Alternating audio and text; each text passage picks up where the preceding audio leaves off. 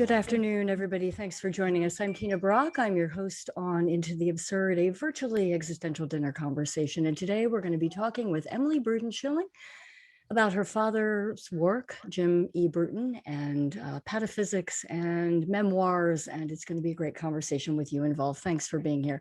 You can put your questions in the chat box for us today. If you're coming in on Facebook Live, thanks so much for being here with us since June. And we're going to be here even as we slowly think about a return to the stage and studios and rehearsal rooms and pages and places where art is made. We will be here talking about that art. It may not be Saturdays at 5, but we'll certainly let you know where we're going to be and when. On today's show, Emily Brewton Schilling. Emily is a writer, she is an artist, and she's the daughter of James E. Brewton, who is an avant-garde artist and pataphysician. And Emily is here today to talk about her journey and her search for her father's work, her memoirs, and what pataphysics is. So Emily Brewton Schilling, welcome to Into the Absurd. Thank you so much, Tina. It's very nice to be here. Thank you for having me. This is a story that we've been talking about for a little while as I've gotten to know you from the Philadelphia Avant-garde Studies Consortium and a little bit about your father's work. And so I want to start, Emily, with your first feeling. I believe I read in your bio that you were in Florida at the time and you made the decision that you needed to find out more about your father's art and your father's work. Can you give us a little understanding of what that moment was like for you, that decision? Thank you, Tina. It was, I guess looking back on it, it's kind of pataphysical and a little surreal that something so tiny had changed my life so profoundly. But I was standing over our recycling bin there in Florida, and I had the art news in my hand, and I was flipping through it to see if there were any pictures I wanted to save in case I wanted to collage them or something. And there was an ad that I had completely not noticed the first time around. And the magazine was maybe 6 months old. And it was an ad for a show that had already closed, and it was Michael R. Taylor's show of Thomas Chimes's work at the Philadelphia Museum of Art called A Life in Pataphysics. And I saw the word pataphysics, and the artwork behind you in your background, Tina, is the Pataphysics Times by my father, which I had seen, but I did not know it. I had not seen it in adulthood. I saw it once when I was a child, and as a child, I wasn't going to read all that type. It didn't interest me at all. I just walked right by it. But I remembered pataphysics, and I thought, pataphysics, another artist in Philadelphia in the 60s was interested in pataphysics. This is big news. And I turned on my heel and I went to my computer and I started digging away to find out more about the show and what was behind this pataphysician and his art. So that's how it all began. So how old were you at this time? I guess in my early 40s, I want to say 2000. My math, I still count on my fingers, so math isn't my high. So you were an adult and living and working in Florida, and your father passed when you were quite young. Yeah, he died when I was 4.5, and the whole background setup was sort of complicated in that he and my mother were never married, but they were together from maybe about 1961 to 64 or 65 with a breakup in the middle, I think. And then, so I was born in 62 when they were together the first time. They were in Denmark, they came back to Philadelphia, and they broke up maybe when I was 2-ish. And then my father became my caretaker because my mother worked at an advertising agency 5 days a week, and my father was a painter. So as a little kid, I got to hang out in the studio. He let me draw on his paintings. As you can see from the work behind me, he was very into cobra art, which is a movement from, I think it was started in 1948 in Northern Europe, saying that everyone is an artist and that art should be childlike. And Karl Appel and Asger Jorn and Corneille were big proponents of that art style. So that's why we were in Denmark. My father went out to go hang around with them. And so I got to paint with him all day. He let me paint on his canvases, and it was just really fun. And so when he died, my mother used to like to say that I didn't remember him and, I was too little. But at 4.5, I think we remember stuff. And I certainly was devastated. I mean, I was just doomed. It was awful. He was a lovely man. And so that was really very difficult. And then growing up, I would always get hysterical if anybody tried to talk to me about him, his sister, friends of the family. I would cry, and they would back away quickly and never mention him again. And my mother never wanted to talk about him. So because I cried and it upset me, I didn't know. I grew up in ignorance, and I can still cry about it, but that doesn't mean I don't want to know. What his life was like, or what does this person have to tell me? So there was a lot to learn when I finally started pushing. So those years between when you were a child and your father passed, and then when you made this discovery when you were in Florida, was of memories of him, of the years that you had together painting, but not a lot of information about the work that existed or the depth and breadth of what he created when he was alive. Is that fair to say? You were Absolutely. I knew of, between relatives and friends of his from the academy. He had gone to PAFA and was close friends with Dan Miller and Joseph Amoratico and a few other great guys there. I knew of about 16 paintings, and maybe 3 or 4 works were in our house. So that's all I knew. So was it through your association with Michael and the show or this discovery of art news that you decided, is that what set you off on the journey to learn more? Yes, and people had started to send me things, like his widow, the lady who was married to him for 100 days, tried to contact me, but she was also a little odd, and she talked to him on a Ouija board a lot and called people with the results of these talks shortly after he had died. So there's his sister, whose mother had just died. Then Jim had killed himself, distraught. And suddenly Jim's widow of 100 days is calling, saying I'm talking to him on the Ouija board, and he's asking me to go look in the closet for some papers.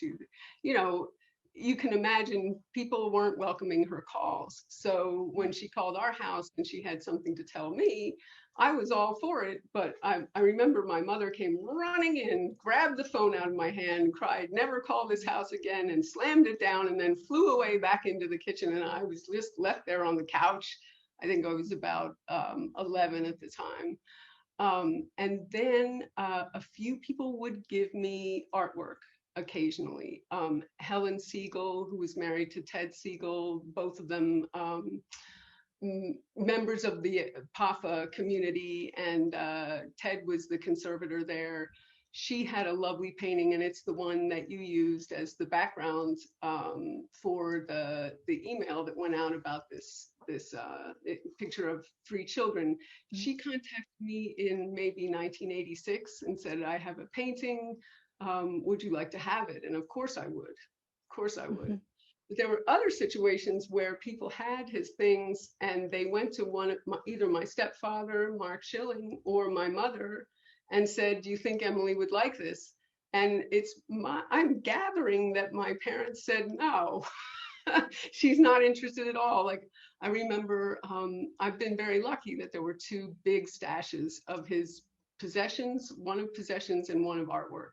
And the artwork was preserved by his friends, Patricia and Ronald Weingrad in Philadelphia. They just basically emptied his studio and put everything in their basement or on their walls, and it was safe and waiting for me when I got it in 2011, when they were kind enough to give it to me.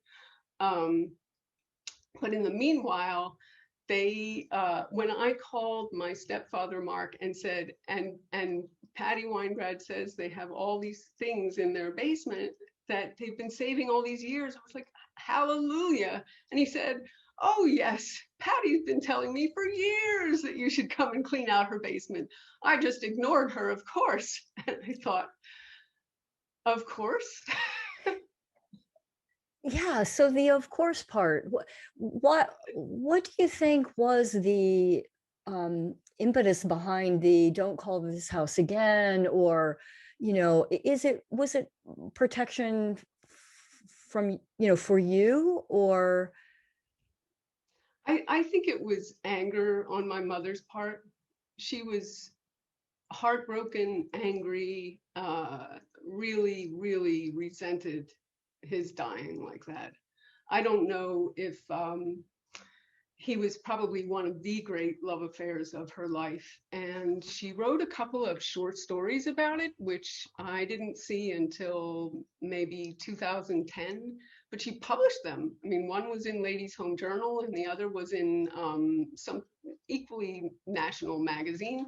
And they were heartbroken stories about, breakup with this artist named Jay, and described him, and how even if they couldn't be together, some kind of secret neurotic bond would always remain, which of course he severed when he killed himself. So she had her own issues there, and I think also wanted to protect me a bit from like his widow, who was possibly going to say some odd things if she was talking to him on a Ouija board like that. So, yeah, I think it was their own everybody's got problems with a suicide.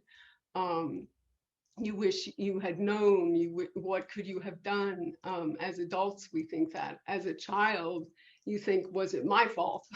You wonder. You also grow up, in my experience and experience of people that I know this has happened to, you tell yourself these myths, like this was going to happen, or this was going to happen, or you're actually lied to by the adults to make it an easier pill to swallow.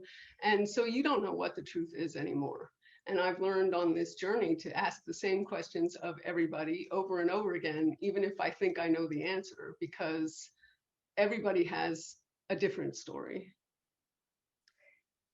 is the journey, would you say, in equal parts to discover and uncover the art, as well as to paint the picture in your own mind of who this man was? I think my main feeling was just absolutely militantly believing that he must not be forgotten. That was the first piece. And when I composed my first letter to Michael Taylor, who is the patron saint of the James Edward Brewton Foundation, I thought, what do I want for Jim? And what I wanted was for people to see the art and people to love the art. It was amazing that, when you write a curator at a big museum, do you expect to hear back from them ever? I didn't. And he called me, and he's been absolutely wonderful ever since in helping me to discover more stuff. So for me, more it was save the artwork. And it's kind of a desperation to it, like, because I knew it was in basements if it was anywhere. I didn't know what I would find at all. But when I started finding things, I realized these things are in people's barns. They're being, defecated upon by the chickens. I must save this now. His generation are in their 80s, and it's time to grab the stuff before, people inherit it and think it's junk or throw it out. Did you have any sense of how vast this how vast and wide it was. So how did you begin? I remember the first person I called, Michael wrote back to me and called and said, you should start looking for the art sooner rather than later. So I had an obituary, and I had, I remember there were two memorial shows, one in 1968 at Kenmore Galleries, and one in, no, that was at Peel House at PAFA, and one in 1971 at Kenmore Galleries. And I had the catalog or list of works and who owned them from the 1968 PAFA show. So I looked at that, and there are all these unfamiliar names, and there were a few familiar names. And I decided I would write rather than call because I'm afraid of the telephone. And I looked up Harry Kulkowitz, who was the gallery owner of the Kenmore Galleries, and he had supported my father, and I knew that. So somehow, he was in the obituary as quoted. And so I started writing a letter to him saying, you know, you'll be surprised to hear from me, but I am Jim Brewton's daughter. And as I keyed that in, I looked over my shoulder and I thought, I hope nobody sees me doing this. I hope no one catches me.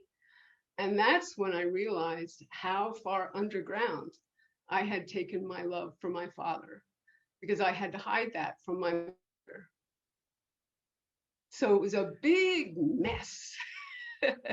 You know, I had to hide it from her because it always made her very angry whenever I mentioned him. So I sat there with that for a minute, and I thought, okay, this is going to be really hard. And as opposed to when I was younger and just hysterical about him, this concept of constructive mourning was really what it helped me more than I knew it was going to, because it was no fun for the first 5 years. It really was very painful, but I was finding things, and as I was rescuing it, I was feeling less desperate that it was going to, you know, be lost or destroyed. And I just began to enjoy the journey a little more, and the people, the characters, the people who had loved him. He had collectors, they had stories about him. There were a couple of reporters who knew him, so they had done stories about him that were really interesting about the artwork or funny about him as a person. And so these were all amazing treasures for me. So it got more enjoyable, but at first it was hard. But what I did learn was that instead of just turning into a hysterical mush, I can actually do something constructive. I can work on this project while crying. It's okay. I can do that. And was it hard the first 5 years, mostly, do you think, mostly because you were mourning, or because you were concerned about going against, you know, the wishes of other people in your family, or both? So I think a little bit of both. I was afraid for the artwork, but I think the emotions that kicked in were more like, save this. And you can't save a person who is dead. And so that was kind of conflated in my mind. And the pictures, when I see them on other people's walls, especially at first, I kind of think, that's mine. Excuse me, I'll just be removing that from your wall and taking it home. Thank you very much. Just because they're like little brothers and sisters to me in a way. So, yeah. Can you pick your father's works? Can you identify them out of a, say, a previously unknown work, or do you feel like you pretty much have a good handle on everything he's done? I just wondered if you're ever stumped. I have to look into every possibility. It's a really good question, Tina.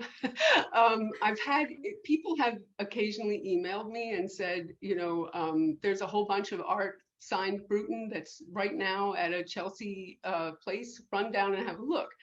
And so I will run down and have a look. I'll run down and have a look at anything. And I remember seeing some pictures that were signed Brewton in a similar signature.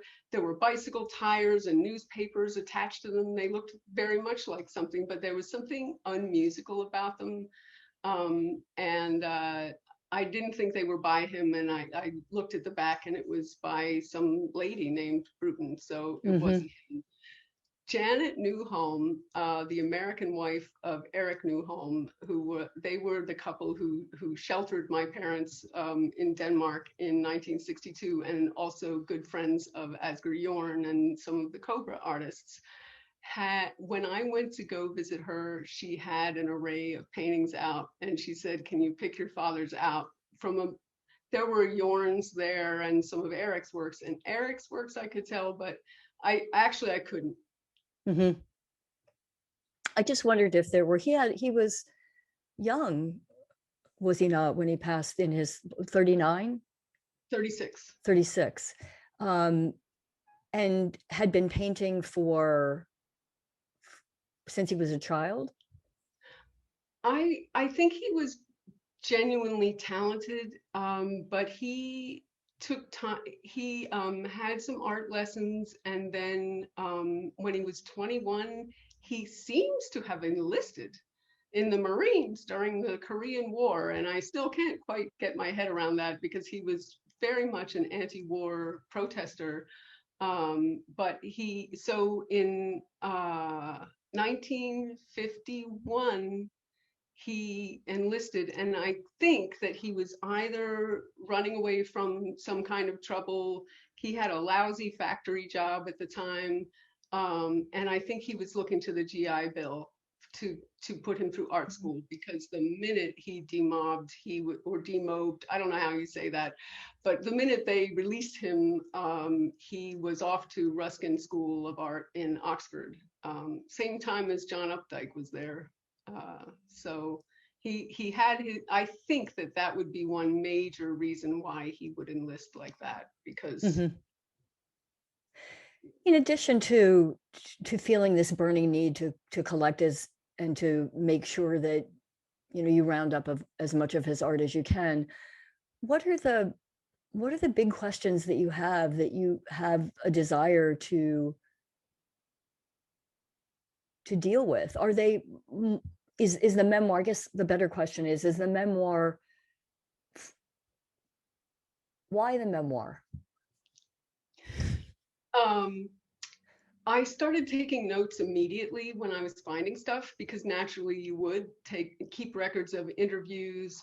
At first, everybody I talked to had several other people I would need to talk to, and leads on paintings. So I'm of course writing all of this down, and then some of the people had really funny things to say, stories, and so I was writing those down. And then I remember there was a time when somebody contacted me and said they had, was this the man they meant? They had his Marine stuff and some other, I don't know, something else that made me realize that this was a relative of his widow's.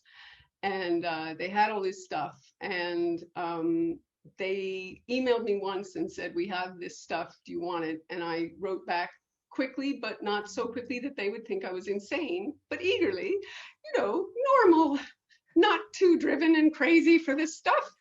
And they never wrote back, and it made me crazy. I could Google them, and I could see where they lived, and I knew they had puppies for sale, and their kid was, raising money for school, and I lived too far away to show up on their doorstep, and I didn't know what would be there, like letters, things that belonged to, like, his personal things. Later I was able to, another of the relatives got in touch with me, and I was able to retrieve all of that stuff, and I'm so grateful to them. That was Patricia Wright. In the meantime, though, I had all this frustration, and I had to say goodbye to what those things were and tell myself I was no worse off than I was before I had heard from them. And I took that aggression and I turned it to the writing, because you know, anger is energy and you may as well use it. I learned that from a wise friend. When you're angry, do some work, creative work. So that's And what are there specific I just keep getting this image of a you know, like a sculpture, or creating a sculpture where you're trying to sort of shape it or figure out what it is that the search, in addition to the art? Is it to have your own picture of him as a person? that would have been lovely, yeah. And he left very little written behind, and that's a sadness. Apparently, he wrote a note before he killed himself, and his widow was upset by it and destroyed it before the police came. And back then, I think it was very definitely a police matter. I mean, suicide was possibly even illegal. I don't know. But anyway, no one will ever know what that note said. And at one point, Patricia Wright, who had the personal items, it was as if the widow had just scooped everything from his bureau drawer, his medicine cabinet, all of the things from his studio that were at home. She saved them. And this lady, who was a stranger, as we were saying before the show began, the kindness of strangers, she didn't know who Jim was. She didn't know who I was. This was nothing to do with her relative, who was not even on that side of the family. It was so she looked up on the internet and found someone who might care about these Brewton things. And she contacted me and said, come on out to our house and help me go through all this stuff. And that's where the more personal things came. But it's more like a silhouette than it is. He's still a cipher. Mm-hmm. How has how was the journey so far? And you said I think you mentioned you've been working on the memoirs for quite a while now, right? You began 2009, was it? Something like that. And has been a journey. What would you say you've learned about yourself? How little I know. At first I thought, well, let me write a biography of my father. It'll be great and people will want to see his art. And then I realized that I'll never be able to date all these pictures, and there's nothing, he didn't leave anything terribly personal behind as far as any writings are concerned or anything. So I have anecdotes by his friends, but you can't build a biography on that. There's very little on anything to do with any of his life before Ruskin even. And so I had to throw that out the window, and that took a couple of years of writing. And then I thought, well, let me become an expert on surrealism and all of the Fluxus and, you know, Dada and all of the movements that he was involved with. And then it wasn't too long before I realized that it was a little late in life to try to become an expert on all this modern art history, and that I should let the modern art historians take that. And so then I kind of cobbled together a draft, and I showed it to a cousin, Julie Wittes-Schlack, who has a book coming out in December called Burning and Dodging.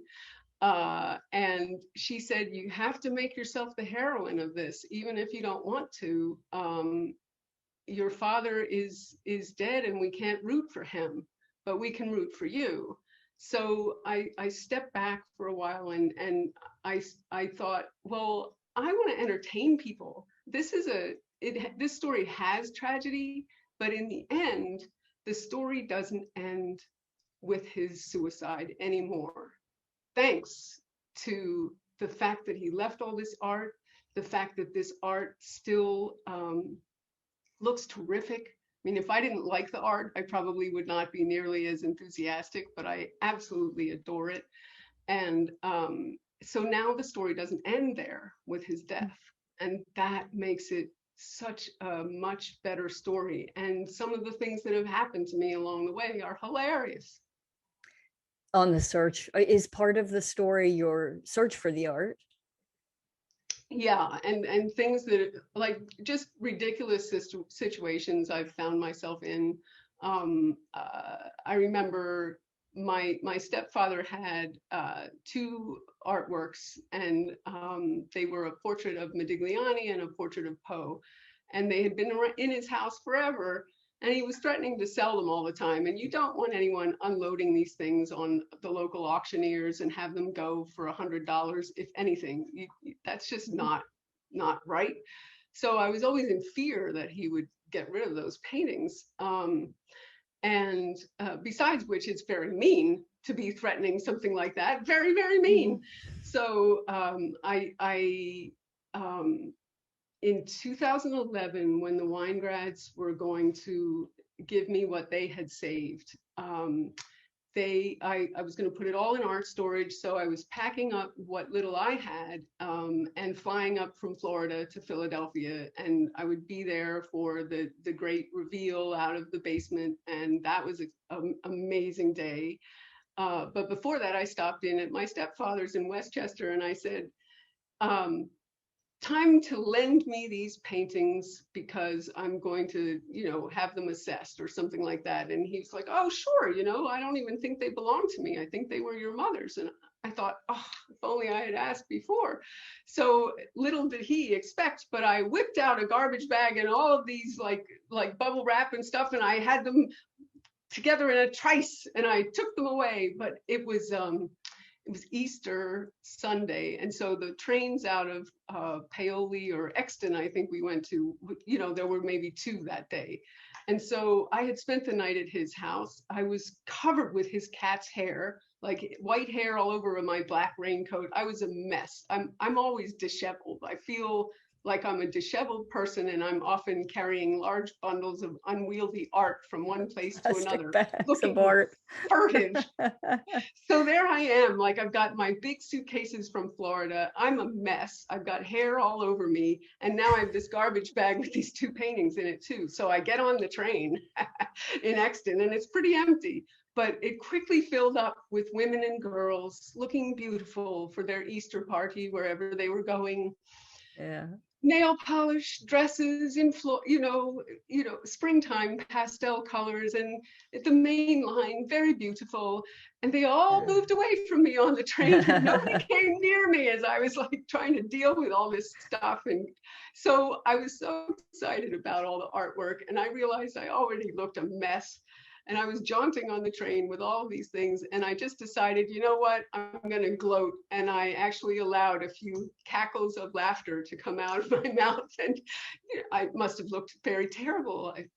But what can you do? I figured I may as well enjoy the moment. And so there I was, cackling away on the train, looking just simply awful, I'm sure. It reminds me of an episode of Antiques Roadshow or something, Emily, where you come jaunting in with your like plastic bag and you find out that it's worth, 30. That's not what. Anyway, sad. Yeah, that's what the vision there. So I want to just jump back for a second. There's actually let me ask this question. Well, let me jump back and then I'll ask the question. I want to go back to the reveal, the morning of the reveal, when you went to find what was housed. What was that moment like? Can you? I think we were all a little astonished. I mean, Patricia and Ronald Weingrad were very close friends of Jim's during his life. And I don't know whether my mother had turned them off or whether it was me, but they were very protective of the work. And he had left them a note saying, all my artified things are for you. These are yours. So he willed them to them. And they safeguarded them for all those years. And I have to say that a major part of why I was able to face this and be aware and be able to see the opportunity when that ad came by was getting sober. That's a huge piece of my life. In 2003 was the last time I took a drink, and alcoholism was a big part of Jim's story as well. So it runs in the family. My mother used to like to call it the family curse. But there is recovery, and it's a beautiful thing. And without it, I couldn't have done any of this. And I'm sure I couldn't have faced, day after day, year after year, continuing to do this work.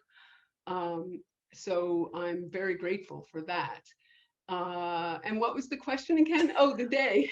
Yeah, I'm just interested in this, in that moment when you were face to face with, probably, was it the largest acquisition of your father's work?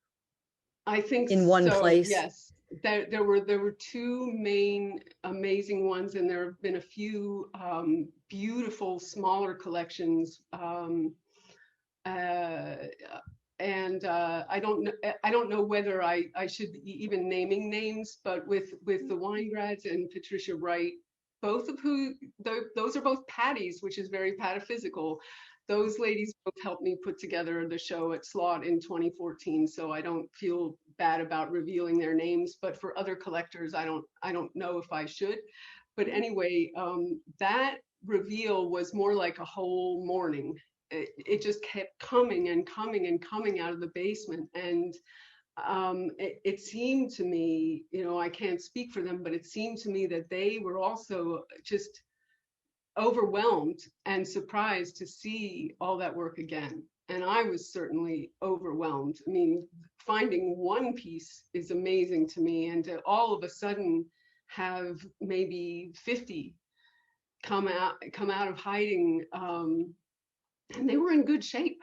I mean, the things on paper don't like a basement, but the things were mostly canvases. And then the other big stash that was the widow's things were mostly personal items, but also a lot of stuff on paper. And she kept everything in an attic, so they were magically well preserved as well. And she had his ashes, which I was never expecting to find. And so that was pretty amazing.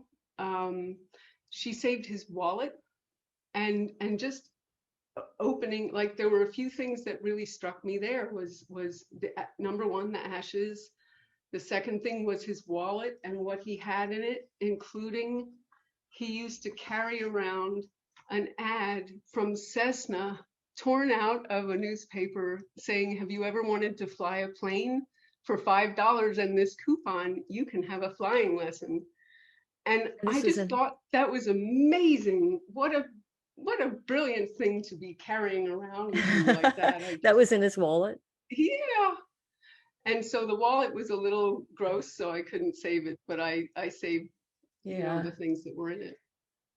So overwhelming, I guess. It's like Christmas that just keeps coming. Did you know they had your father's ashes as well, or was that a revelation when you got there? They did not have his ashes. The ashes ended up in, they went from Philadelphia to New Jersey to Elida, Ohio, which is kind of an Amish area, very flat farmland. And that's where these relatives of the widow's partner after Jim lived. And they had trucked all the stuff over there, and we just went through the warehouse full of things. And there were his albums, his books, his boots, the American flag they used for his funeral, sculpture of him by another student, and all of the things from his medicine cabinet, like literally eye drops, toothpaste, toothbrush, deodorant. 43-year-old deodorant was amazing. And then there was this little wooden box, and I opened it, and inside was just this piece of cork and something, a little broken wooden African mask that was probably just a tourist thing. It wasn't pretending to be any kind of real thing. It was broken anyway. But when I opened this box, there was a smell in there. And you know how the memories come with smell. And I was, boom, in his studio with him as a little kid, and looking at his face, looking at me. And I look just like him. Like, I'm older than him now, but that was a surprise. I had never seen a photograph of him close up until I was in my 30s. And when I did, it was like looking in the mirror. And then I realized there's another reason all the adults who loved him were horrified to see me, was because I thought it was something I did, but it was because I looked just like him. Anyway, this smell reminded me of the day in his studio, and I quickly closed the box and I put it in a plastic bag, but you know, that smell has dissipated. But it reminded me of the only thing I remember him actually saying to me. He said that I should take this very seriously and remember it all my life. And I remember looking at him across, like we had all these paintbrushes and the art table between us, and I was like, what? And he said, never leave your brushes in the turpentine. And I remember looking, and there's these two big jars full of brushes festering in their turpentine between us. And I'm like, okay. Yeah, do what I say. Yeah. We have a bunch of questions, so we're going to get to them in a second. But something that's sticking in my mind is you called them. I think did you say patties? Is that referring to Pataphysical? The two ladies who gave me the biggest stashes, Patricia Weingrad and Patricia Wright, are both called Patty. And it didn't occur to me until later, but I was like, Patty, Pataphysics. Oh, well, let's just do the Pataphysics for the unindoctrinated, which can you give us the sort of brief theory? You know, some of this philosophy stuff goes right over my head, but I can say that pataphysics is an imaginary science invented by the French playwright Alfred Jarry around the turn of the century, right? And it's an imaginary science of solutions and exceptions. And I think Michaela Jameson said it really well in an article she wrote in the Philadelphia City paper when it was still extant in 2014, and Bob may have the link to that article. But I remember Michael Taylor saying that was one of the best definitions he had ever seen. Thank you, Bob. Oh, I found this also among his things. I think Patty Weingrad had this. It's a stamp, one of his original things. So Pataphysics has inspired many artists over the years, including Brewton and Tom Chimes in Philadelphia. And the reason that you and I met, Tina, is because of the big Philadelphia à la Pataphysique conference that was held at University of Pennsylvania in 2014. And that conference was Jim's first show at Slot, his first solo in 43 years. So that was really exciting for me, and all thanks to Michael and Aaron Levy and Jean-Michel Rabate and the people who put that together, John Hean, Katie Price. And we had so much fun with that conference that they've collected some of the essays and thinking about pataphysics in contemporary times, and they've made a book of it, and it's edited by Katie Price and Michael Taylor, and it's coming out in the spring of 2022 from Penn State University Press, and it's called Pataphysics Unrolled. It has pieces by Craig Dworkin, John Hean, Michael Taylor's chapter on Jim will be in it. Who else? Charles Bernstein, Orchid Tierney, Andrew Hugel is a big name in pataphysics. He wrote a book called Pataphysics, A Useless Guide, and that's helpful, I'm sure. So the short answer to can I define pataphysics is no. Fair enough. But it gets us on our way. And I want to go back to the memoir and pull one of the questions in here. In your memoir, how much is your own emotional journey? How much is your own emotional journey, perhaps of your whole life, including childhood, versus the search for your father's work in history? How are you balancing your own emotional journey versus? It's a good question. I'm trying to, when somebody says something like, when my stepfather said I just ignored Patty Weingrad, of course, because, and never told me that she was interested in showing me this work. I'm trying to be objective and just put it down there.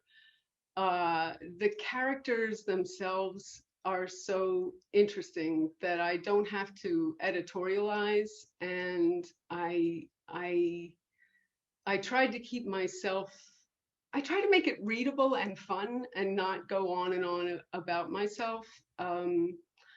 On the other hand, like when you're working with memoir, there's you're also invading everybody's privacy who's ever talked to you in your life, and your family and your friends.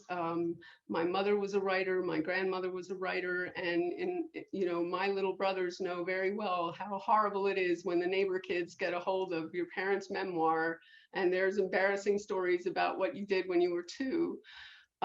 So you have to tread carefully there, not to infringe on other people's privacy. And how do you make that distinction? Is it like cringe factor inside where you where you get to a place where you think, I think, or does it? Like my mother comes out badly in if you do a story that's just about Jim, then my mother looks mean. And she looks like a mother who didn't pay any attention when I was falling apart, when I was 4 to like 13. But she wasn't like that. So I tried to bring in a balance there, that there were wonderful things about her. She had her limitations, but she was a very, I think, just had a rotten childhood herself.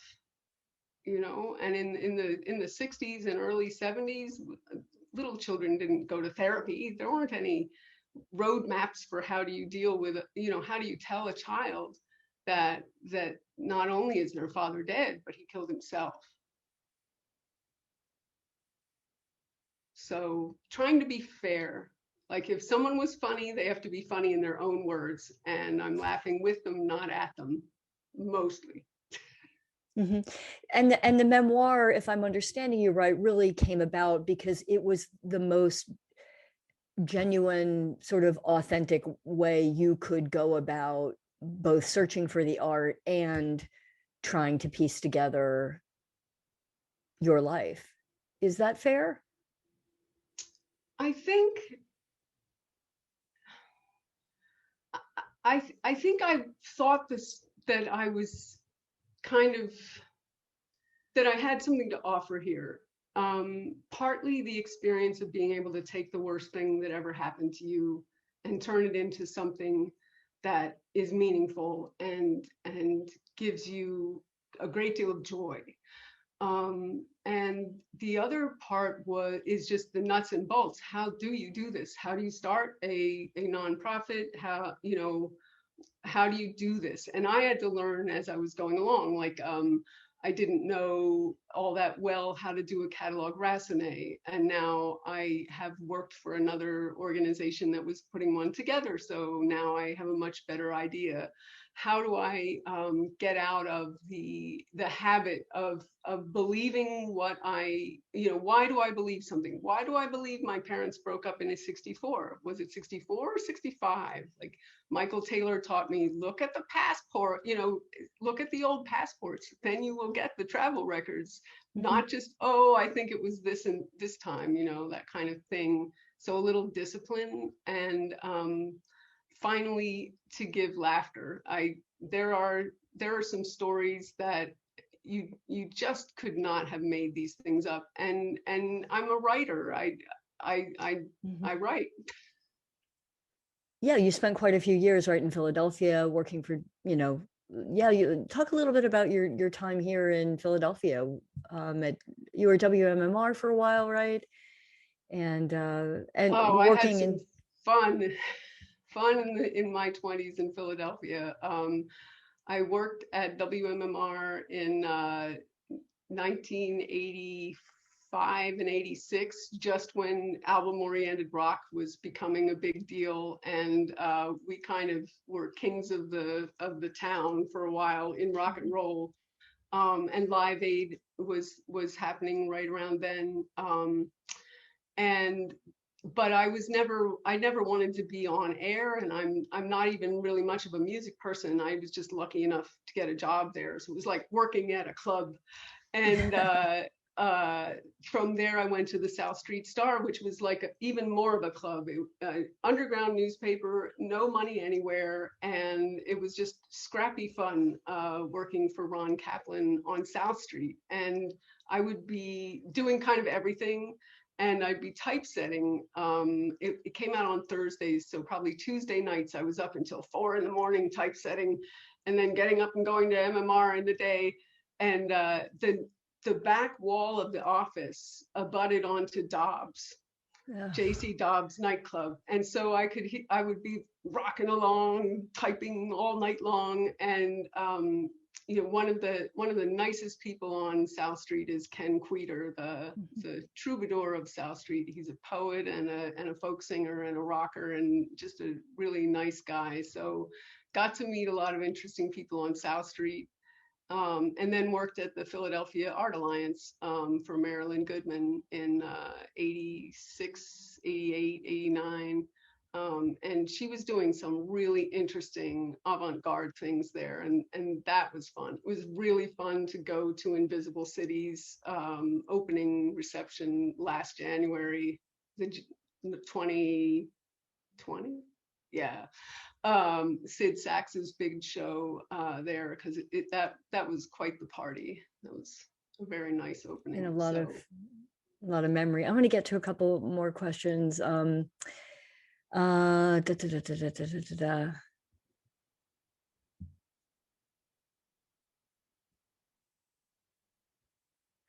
Just see.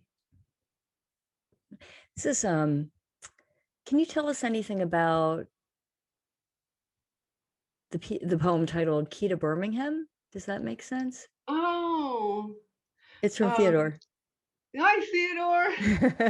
So Theodore Harris is a wonderful artist that we've gotten to know through the Philadelphia Avant-garde Studies Consortium. And he's going to be on your show, isn't he, Tina? It's coming up, yeah, March 27th. He wrote a really neat response to the Key to Birmingham, which was one of my father's metal constructions. And I think it was 1965. And it's just a tourist key to the city of Birmingham, Alabama. And then the whitish silvery metal square, and then a slash of red paint for all the basically violence against the civil rights advocates down there. So there were a number of anti-war pieces, and this one is the most, I think, direct statement about civil rights that my father did, was Key to Birmingham.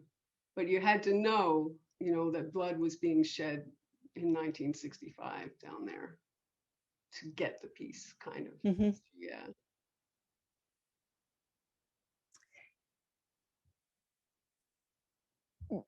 Do you think, Emily, even back when you were on your decided to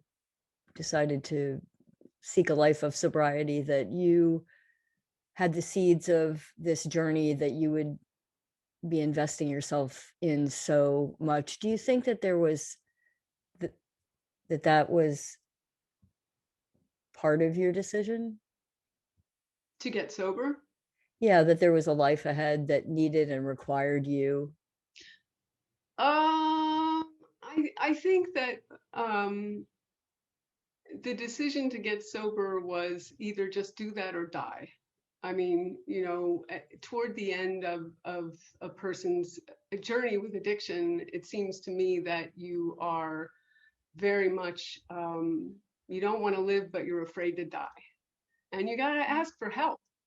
And so I was very, very fortunate that I did. And it has been a wonderful thing. And I think it gave me the strength and the wherewithal to do this, but I had no idea this marvelous pataphysical adventure was waiting for me. No idea. Yeah. Do you see yourself as an adventurer? Do you feel like you have an adventurous spirit? Um, I think that I'm more of a worker. Like I will do this work, and I Mm-hmm. love this art, but I'd rather be holed up in my studio actually painting or writing than out adventuring. But this has been like a gift from my father. It feels like there's a painting that my mother destroyed called "Letter to My Daughter," and it was big, and it was covered with graffiti, and I can't really read what was in it on the negative. I have a negative of it, of a photo of it, but it says something like, if you ever need to something, just borrow Alfred Jarry's bicycle. And that's completely pataphysical, Mm-hmm. and it feels as if this is just a major adventure that was handed to me by my father, and the kindness of strangers. Yeah.